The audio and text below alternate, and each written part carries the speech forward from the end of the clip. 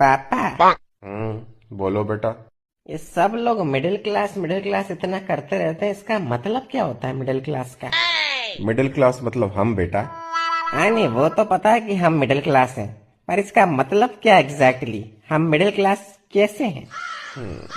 विस्तार में बताता हूँ चलो तुमको। देखो बेटा, एक बार एक गांव होता है जिस गांव में तीन लोग रहते हैं। एक का नाम होता है गरीब, एक का नाम होता है मिडिल क्लास, एक का नाम होता है अमीर।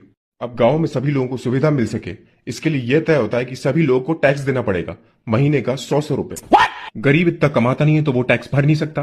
अमीर के पास अपने जुगाड़ है तो वो कुछ ना कुछ करके अपना टैक्स बचा लेता है। अब बचा मिडिल क्लास जिसको पूरा टैक्स भरना पड़ता है।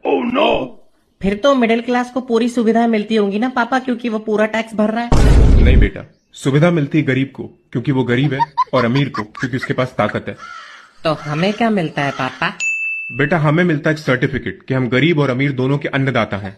हमारे टैक्स के पैसों से गरीब के घर में राशन पानी भिजवा देती है सरकार, और हम जो लोन के ऊपर बैंक को इंटरेस्ट का पैसा देते हैं, वही पैसा बैंक किसी अमीर आदमी को देता है ताकि वो अमीर आदमी इस देश को छोड़कर भाग जाए। तो इन शॉर्ट बेटा, हम इस देश के सुपर हीरो हैं। अन्नदाता हैं हम गरीबों और अमीरों के। मिडिल क्लास बहुत बड़ा सुपर हीरो। समझ गया पापा।